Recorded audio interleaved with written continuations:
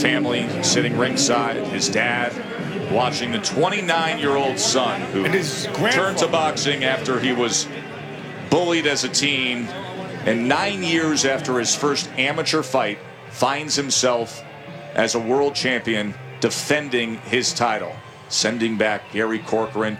Here's some of the continued work we saw throughout, Mark. Splitting the guard with an uppercut. He spun him a couple times. And then Benji Estevez, the longtime veteran referee from the New York area who has officiated. We're going to stop it right there for now. We're going to listen to Jeff Horn's post-fight speech. And you know what? It's about time Jeff Horn started getting some credit now. I did watch the Pacquiao versus Horn fight multiple times, maybe about 20 times or so. And upon second viewing, see, here's the thing. I've covered hundreds of fights by now, and I've been on YouTube for a long time. So I'm not the type of person that you have to tell, well, did you watch the fight with the sound off and all that shit? You know, it was a very close fight, and it could have went either way. Pacquiao did not take Jeff Horn seriously. I think that is known, you know?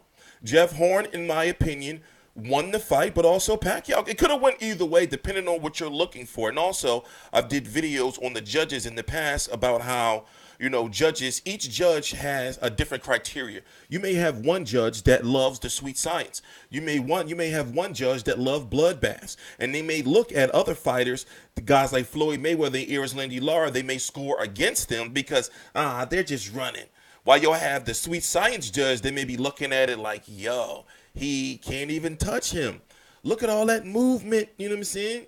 They all judge on different shit. So when it comes to the Pacquiao versus Horn fight, it was a very close fight. However, I did have Pacquiao winning. But I'm not arguing with the fans who had Jeff Horn winning, because when I was confronted about it by many people, like, yo, man, who you think won their fight? I was like, yo, man, like, Pacquiao won. But they'd be like, no, but Jeff Horn, man, he was the aggressor. And Pacquiao just, you know, was trying to rely on the left hand. I was like, all right, I can't argue with that. So I am TstreeT Controversy. This is TstreeT Controversy Live. Jeff Horn was in some trouble. He was in some trouble earlier in the fight. I was like, oh, shit, his first title defense, he's going to lose. Now, it's already been set that he's going to fight Terrence Crawford in April or May in Las Vegas.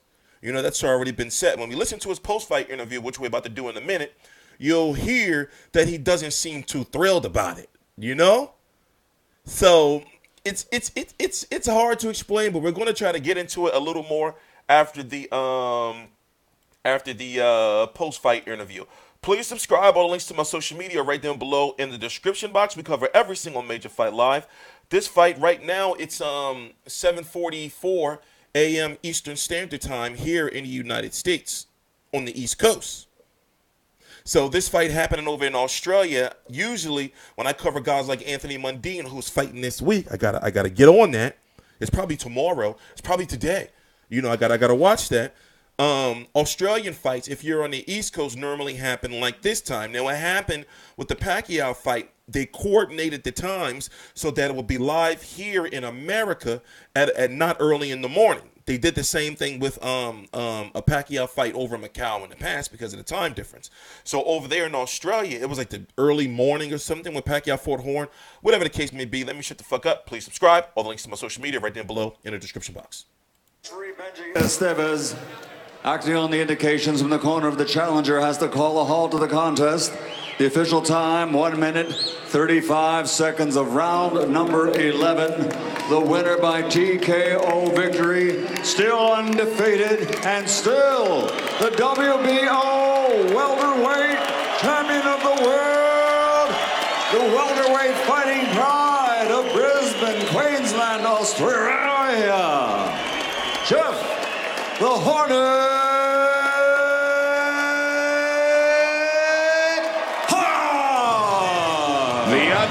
Local favorite, the Queenslander. They held a parade and belt ceremony after his last win.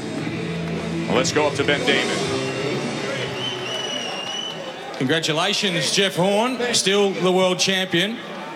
Gee, we knew he was going to be tough. Did you expect Gary Corcoran to be that tough? Oh, I knew he was coming here. I knew he had prepared. They'd come 3 weeks early. They were talking a smart game, and that's being confident before the fight, and that's what you have to do to come to try and win. And he definitely pushed me in there. I felt my time was a bit off, but managed to get him out of there in the end.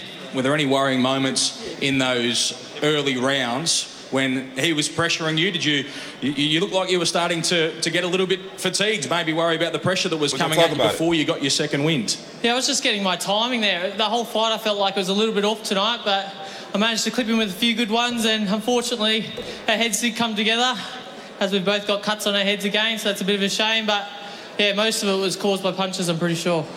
Now, Bob Arum's just over here.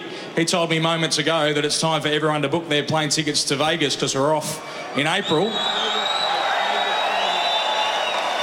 Is Terence Crawford who you want next? Look, it's a big possibility. If that's what everyone wants to see, I guess that's what's going to happen. It's all the entertainment business, of course. He seems scared. I'm just saying. He got heart. He's going to fight him anyway. You know, he showed heart in this fight. You know, and he showed heart in the Pacquiao fight when he almost got stopped. Pacquiao was fucking him up after a while, you know. But go run that back. Go run that back. I'm just saying. All right? He don't seem too confident. Is that a crime? Am I not entitled to my opinion? A few good ones, and unfortunately our heads did come together as we've both got cuts on our heads again, so that's a bit of a shame, but yeah, most of it was caused by punches, I'm pretty sure. Now, Bob Arum's just over here. He told me moments ago that it's time for everyone to book their plane tickets to Vegas because we're off in April. Bob, happy as shit. Is Terence Crawford who you want next? Look, it's a big possibility. If that's what everyone wants to see, I guess that's what's going to happen. It's all the entertainment business, of course. Must have been nice here in Brisbane tonight, though, walking out as the champion for the first time in front of these adoring fans now. Oh, it's great being able to defend here as well in Brisbane, Queensland, Australia. It's such a fantastic place, and I wish we could bring more fights down here. I would just try as hard as I can to bring all those big fights here with the help of Top Rank and Juco Promotions. So thank you, guys. Well, congratulations, Jeff Horn. We wait and see what is coming up next. Yeah, thank you. I'd like to thank my corner team, Ben, Stephen, Adam, my coach Glenn, Dundee Kim, my sponsors, Hannay Lawyers, Oxmy Properties, Recon Solutions, Everlast, a whole heap of them. Guys, you do me. You wait me able to train full time as well as Juco. Thank you heaps, guys. Thank you very much, Jeff Horn. We will have a word, though, with the challenger, Gary Corcoran. He loves fighting in front of his home. I'm not going to talk to Gary Corcoran. Okay, I got to do something real quick. Some crazy shit just went down. Damn, I can't do it. I'm going to miss, normally the recycle man comes for the recyclables at like 8:45. It's in the 750s right now. And he's outside, and I'm going to miss the recycle man. Whatever. It's always something. But yeah, it don't seem like he's too thorough. This is his wife right here, by the way. She's pregnant. It don't seem, and he do have like a storybook type deal going on with him where, you know, he was bullied in school. So then he, you know, took up boxing. You know, he's a teacher. You know, he overcome the odds and beat the great Emmanuel Depidran Pacquiao. His wife, his high school sweetheart, is pregnant. You know, I mean, you got to like Jeff Horn. And truth be told, listen, he been stinging people. He was, in my opinion, up until around 6 or 7. The fight was a close fight. I was like, oh, shit. If Corcoran can keep up this pace, you know, he might be able to beat Jeff Horn because Jeff Horn fight with his hands down and everything. Then all of a sudden, in round 10, he got this burst of energy. And then, of course, Gary goes on and gets stung. So the question is now, will Terence Crawford get stung? Terence Crawford is new to 147-pound division. You have guys like Keith Thurman, Errol Spence, Danny Garcia talking about Terence Crawford as if like, yo, like, you know, we're not worried about him right now. The demeanor that these fighters have towards Terence Crawford coming into the division as if he's like the boogeyman. Like, it's like, yo, we're worried about him when we get to him, when he gets, you know, here. You know, they're treating him like he's number one. Now, in fans' opinions, Errol Spence is the number one 147-pounder. Jeff Horn, no disrespect, is considered the weaker. But however, Al Heyman fighters just so happen they are the ones. Keith Thurman is an Al Heyman fighter, WBC, WBA champion. Errol Spence is the Al Heyman fighter, IBF champion. Then, of course, the four sanctioning bodies are the WBC, WBA, IBF, and the IBO.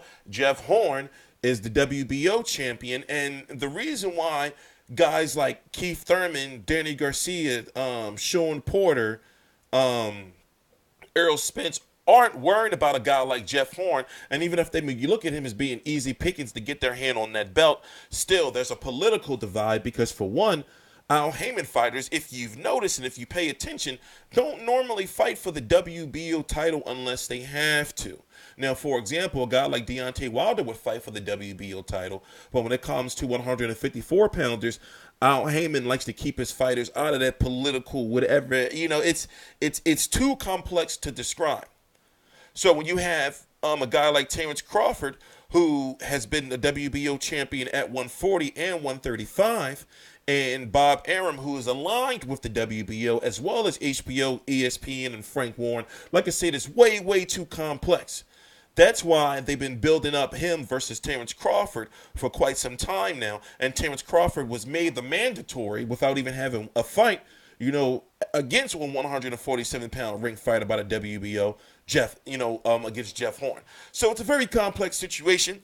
Jeff Horn is off to some big money. They're saying it's supposed to be a career payday. But I'm wondering, I forgot, how much did he make for the Pacquiao fight? He made about $1 million or so. I know that.